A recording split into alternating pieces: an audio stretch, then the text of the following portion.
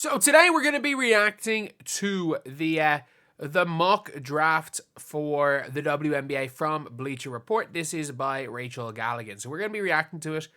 I do want to see, is it 2 rounds? No, it's 1 round. So anyway, I just very, very quickly didn't see. So first up, Paige Bueckers. Yeah, look, Paige is going to go number 1. Do I think Paige is the greatest player in the world? No. But in this year's draft, when there's probably no franchise-defining players, you take the super role player. You take the super role player in Paige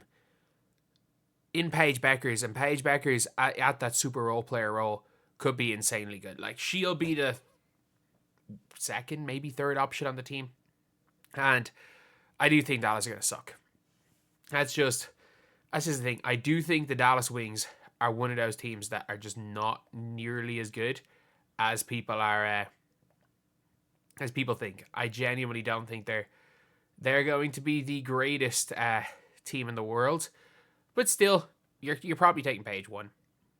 She could technically decide to return to UConn. She is not going back to UConn. There's no way, right? There's no way she goes back to UConn. Dallas Wings general manager was aggressive in free agency, adding pieces designed to get them back competing. Like, I'm sorry. Maisha Hines-Allen on a max. Dejanay. Ty Harris is good. Nalissa Smith. Strengthen their backcourt, deepen their versatility in post, and as a unit should provide major improvements defensively. I mean, whatever you gain from Dejanay is... Nalissa Smith's not going to play. Let's be honest. She's not going to play. Like, everybody talking about how... Oh, Nalissa Smith is like, she's there to play. She was a number 2 pick. Is she better than Maddie Siegrist? No. She's not better than Maddie Siegrist, and I will die on that hill. She's also, they're not giving Maisha Hines-Allen a max contract to have her off the bench, and she's not better than Maddie Siegrist. She might get some backup center minutes, but she's not going to have this unbelievable season, people think. One major need remains, generational playmaker. If you add Bueckers to the equation, you see a picture that shows Dallas roster can be a much higher level in 2025. They'll do better record-wise, but they're not going to be as good. Like, you have lost Natasha Howard and Satu Sabally, who are better than any of the players you brought in. And I get it, the teams might fit better. You're not going to be the 2nd worst team in the WNBA, but I think you're only not going to be the 2nd worst team in the WNBA because there's a new team in the WNBA, and the Mystics are in tank mode. But I think if every roster is... as rosters are currently constructed, they're still, even with Paige, the 2nd worst team in the W. The Seattle Storm taking Olivia Miles, I don't see that happening. I don't. Like, they got Erica Wheeler, they have, obviously, they have Erica Wheeler, and they have, Skylar Diggins running the point, so I just don't see that happening. I really, didn't see that happening at all. Like it says here, they got number 2 pick during the trade. I think they trade this pick. I think they're either going to trade the pick or they're going to take Dominique Malonga. That's my prediction here. Sonia Citron 3. As of right now, sure, but I think AZ Fudd is getting closer and closer to going at number 3. But also, like, I still think you take Dominique Malonga. Like, Malonga is right now better than Citron, and she's 3 years younger than Citron. I get it. Oh, why would you take Malonga when you have Angel and Camilla? If Angel and Cardoso, if the Sky are not good this year, you break up the Angel Reese Camilla Cardoso partnership. If they're not good this year, because there's a possibility that 2 non-shooters beside each other, are gonna work. There's a chance that they're never gonna work. So you might as well trade them while they're still on the rookie deal and their stock is high. So if it works this year, great. If it doesn't work, you trade them. And Malonga works perfectly beside both of them. Whereas Sonia Citron probably doesn't start. Neither does Malonga. Because they gave Michaela Onyeawere a decent deal. They have Beck Allen, who's also better than her. Like, in what way is Sonia Citron going to start? They signed Kia Nurse. They have Courtney Vandersloot. Like, they have Rachel Bannum. She's going to come off the bench anyway, so why not just get Malonga? Heading into free agency, glaring need at all guard spots. Some of those were addressed with Courtney Vandersloot, Kia Nurse, and Beck Allen. Sky could go in a lot of directions. Backcourt depth and versatility for their future is the most concerning need.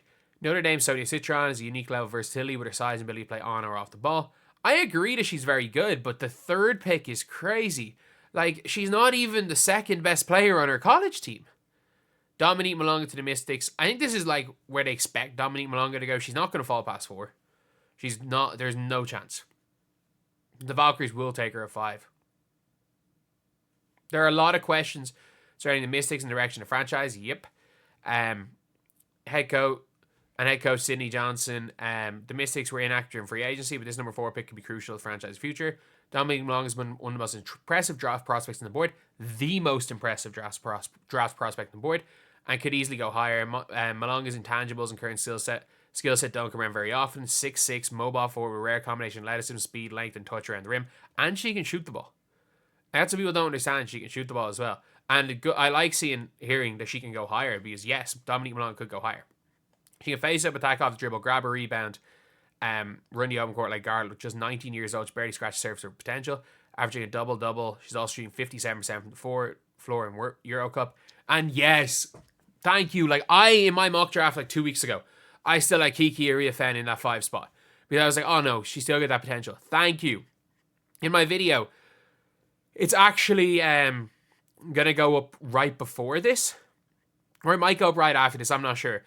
I recorded it earlier, you can see I'm wearing a different hoodie. Where it's a Kiki Iriafen video. And it's basically about her dropping. And me saying, like, at this point in time, if you're looking for, like, that undersized, power forward, non-shooter, I'm taking Anissa Morrow 100 times out of 100 over Kiki Iriafen. And, like, she had an 18.20 board game against Mississippi State. She's had multiple 20-point games. Like, she's, like, Angel Reese level in that offensive glass. And 6 Kiki Iriafen. Why would they take Malonga and Kiki? That makes no sense. This is getting pointed drafts for front office start looking less like glaring needs. You have drafted, let me get this straight. You have drafted 2 power forwards to a team who already have Emily Engsler, Aaliyah Edwards, Shakira Austin, and who started at the 4 for them? Obviously they have Steph Dolson too. There's somebody that I'm forgetting. Because they didn't start Aaliyah Edwards. Who started the 4? And they weren't even starting Aaliyah Edwards, I don't think, when Shakira Austin was injured. Maybe I was wrong. But, like, we're looking at a roster, a team of power forwards, and they're suggesting drafting 2 power forwards. Like, Shakira Austin's a power forward. Sika Kone is a power forward, who, by the way, is basically the same age as Kiki Iriafen. And in Sika Kone's defense, like, Kiki Iriafen is like late 2002. I think Sika Kone might be. Is Sika Kone younger than Kiki Iriafen? And by the way, I really liked how Sika Kone played towards the end of last season. No, she's like a few months older than Kiki. But towards the end of the season, I really liked how she was playing when the team was playing well. Emily Engsler's really good. And again, was a top 4 pick a couple of years ago and is really good. And Kiki can't play center. Malonga at this point in time can't play center. So there's no point just stacking your team with everybody who plays the same position. Like, what's the point? What's the point of having an entire team of power forwards when you have the potential? When you're only like true point guard, like your only guard right now is Jade Melbourne, true point guard. You know, she's not even a true point guard. Your only real player that plays the 1 is Jade Melbourne. You're going to be playing Brittany Sykes at the 1, like, who's not a point guard. You can argue as a freaking small forward. You're going to have to start playing her at the 1. You have to play Carly Samuelson at the 1 minutes when Cheyenne Sellers is right there to take the run the point for you. Like, Cheyenne Sellers is right there. I don't get this one. I understand the talent-wise taking Kiki at 6. But it says here, Malonga is a younger developmental pick with stash potential. Iriafen can provide more immediate impact year 1. They still don't need. For me, they still don't need that, because is she better than Aaliyah Edwards? No. Is she better than Shakira Austin? No. Is she better than Emily Engsler? No. Is she better than Sika Kone? Probably. But again, you've got Kone, who's still that young player who is going to be your like 3rd, 4th choice power forward, and Kiki has no ability to play center. Like, if Kiki could block shots, fair enough, but like, she's got no ability to play center. And the problem is that of the power forwards like an Engsler, like a Shakira Austin maybe, But like the two of them can't play together because the two of them can't shoot. She can play beside Steph Dolson, sure, but where's their defense? Like, I don't... Unless they plan on getting rid of everybody and running with Kiki and Malonga as their 4-5, like for long term in the future. Like, but if I'm making this trade, I'm getting off Aaliyah Edwards. Because what's the point of having Aaliyah Edwards?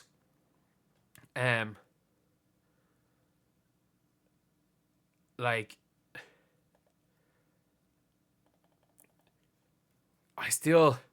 I don't understand. Like, unless you're looking to trade Aaliyah Edwards, who gets pushed down to the third string? Because as of right now, Shakira Olsen's going to start. She's going to start. Aaliyah Edwards is going to be her backup. So you're taking a third string power forward? And a fourth string power forward? And it forces you to stash Malonga? She's aggressive on the glass, generates second chance points, averages 8.2 boards per game. It's a lot down from last year. She is a good offensive rebounder, though. Elevates over opponents as a nose for the ball and can play in a fast-paced pro system. She's only beginning to scratch the surface with her offensive potential. Oh, I'm just not high on Kiki Iriafen at all. The more I watch USC, the more I'm like, she's actually not very good. And by not very good, I mean she's still pretty good.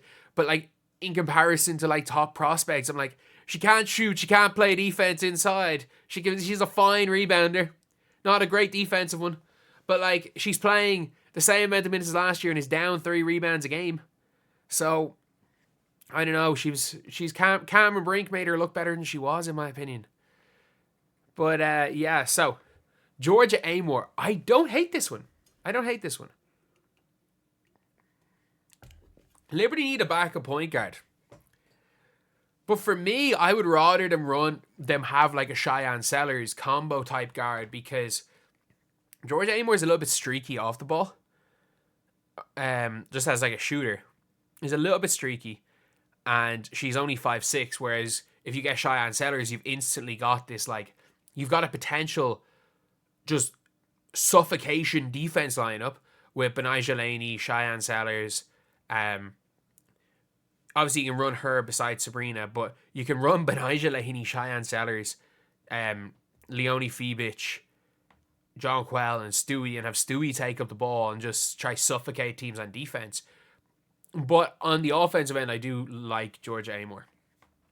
She'll set things up. She's a good passer, and like, she's somebody that can score. I don't like the 5'6" point guards, though. I just don't like that mold. I think it's a little bit too small. I think it's hard to play a 5'6" point guard really effectively towards a Sabrina Ionescu, or beside a Sabrina Ionescu. I'm still going with, I would take Sellers over Georgia Amoore, but I don't hate Georgia Amoore going to Liberty. AZ Fudd going to the Sun. They really need a power forward here. They're probably praying that one of Anissa Morrow or Kiki Iriafen drops to them. Like, they're praying for that. But if you want to just take best of it, you know what? If you're the Sun, you're going to suck anyway. Like, obviously they think they're going to be good, but they're going to suck. Take best player available, and AZ Fudd could go 8. The fact is, like, funnily enough, AZ Fudd going 8 is a possibility, but I still think it's more likely that the Mystics take AZ Fudd than Kiki if she's available there. I think Kiki might be available at 8. I really do. But AZ Fudd's been hooping recently. Like, the way she's been shooting the ball, the way she's been scoring, her defense has been really good this year. And if she's healthy, if she's healthy, she's going to be one of the steals of this draft potentially if she stays healthy. Jocyte to the Sparks. I like this pick from the Sparks. Oh, Jocyte's available. The Liberty. Why would the Liberty not do this? You've got a 6'2" scoring, playmaking lefty point guard over Georgia. Like, and they had so much success with the Liberty thing. And I don't think she's a stash. I think she really wants to come over. I know she's playing in France right now, but as far as I'm aware, did Lithuania make Eurobasket? I'm not sure if Lithuania made Eurobasket, but if Lithuania didn't make Eurobasket, she's not gone during the season. She doesn't have to, she's not screwed by prioritization rules because she's a rookie. Like, that would be a really interesting one. The Sparks have undergone major changes this offseason. They have a track record of success in the international game. With this pick, team could identify promising talent for the immediate future of the stash. Jocyte is one of the most talented players to ever come into Europe, let alone Lithuania. The 6'2" guard has been competing against WNBA pros since she was 13 years old. She currently plays alongside Malonga and is averaging 12.3 points. But it is crazy with the international players, like how big a gap there is between some countries. Like, it's funny. France beat Ireland by 101 points. Latvia had a WNBA player on their team. Ireland should have beat Latvia. Like, it was a 6-point game. Ireland were up in the fourth quarter, I'm pretty sure. Like, it was neck and neck. Ireland, in my opinion, were the better team on the day. And now you've got this ridiculous France team that beat Ireland by 100. But yeah, so Jocyte, 19 years old, plays well beyond her years. Cheyenne Stars to the Sky, I like this pickup.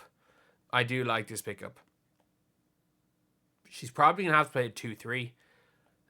Especially if you got Sonia Citron, though. I still think you need...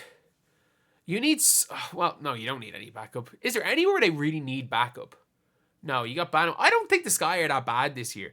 I think their bench is pretty good. So yeah, Cheyenne Stars, the backup 1-2-3 is not bad. And long term, she might be able to play the 1. I don't hate that one. Aisha Sivka to the Lynx, where they're going to stash her. She's not ready to play.